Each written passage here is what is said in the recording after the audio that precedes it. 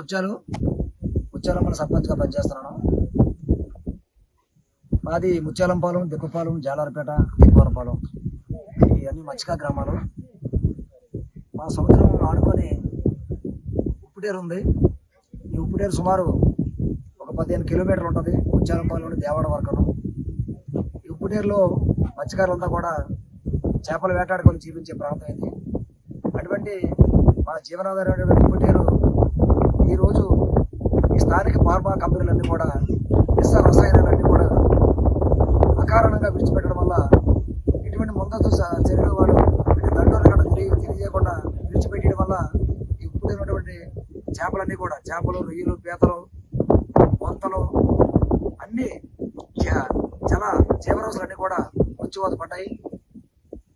ఈ కారణంగా ఈ రోజు నుండి ఈ 5-6 గ్రామాల మత్స్యకారులందరూ కూడా మరి చేపలు వేటాడే పరిస్థితి లేదు.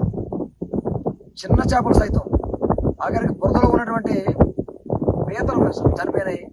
లోన బురదలో కూలిపోయిన పాములు, నీటి పాములు కూడా చనిపోయి తీరిన పరిస్థితి ఇవాళ పెద్దలందరూ కూడా చూశారు.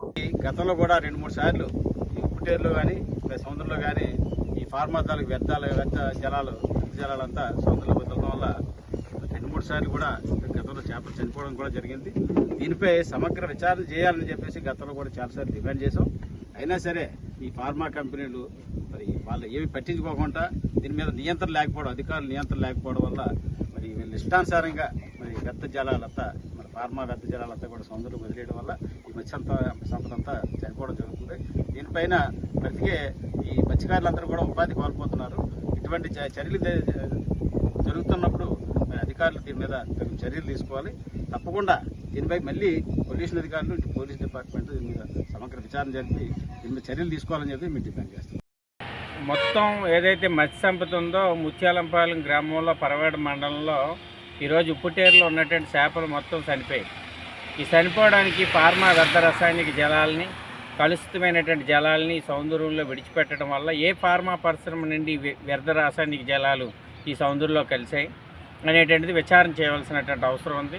పోలీస్, రెవెన్యూ, అలాగే మత్స్యశాఖ, పొల్యూషన్ కంట్రోల్ బోర్డ్ వీళ్ళంతా కలిపి ఈ శాఖలన్నీ కూడా విచారణ చేసి వీటి మీద చర్యలు తీసుకోవాలని, మత్స్యకారుల యొక్క పట్టుకొట్టేటువంటి ఫార్మా పరిశ్రమ యాజమాన్యాలపై క్రిమినల్ చర్యలు తీసుకోవాలని ఇప్పటికే మేము అనేక సార్లు డిమాండ్ చేస్తాం. అయినా పట్టించుకోవడం లేదు. అందువల్లనే నేషనల్ గ్రీన్ ట్రిబ్యునల్లో ఇప్పటికే కోర్టులో కేసు వేయడం జరిగింది.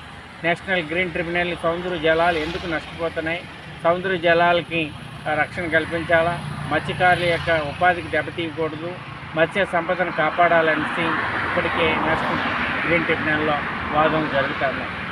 ఒకవైపు వాదనలు జరుగుతూ ఉన్నాయి రాజకీయ యాజమాన్యానికి, ఇటు ప్రభుత్వం మీద. అలాగే మేము వేసినటువంటి కేసు మీద విచారణ జరుగుతున్న సందర్భంలోనే ఈ రకంగా పొల్యూషన్ అనేటువంటి కాలుష్యం అనేటువంటిది కలిపేయడం దుర్మార్గం.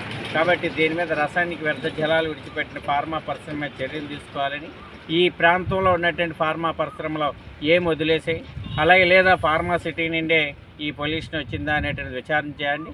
మత్స్యకారుల ఉపాధికి దెబ్బతీసేటువంటి చర్యలకి వెంటనే అరికట్టండి.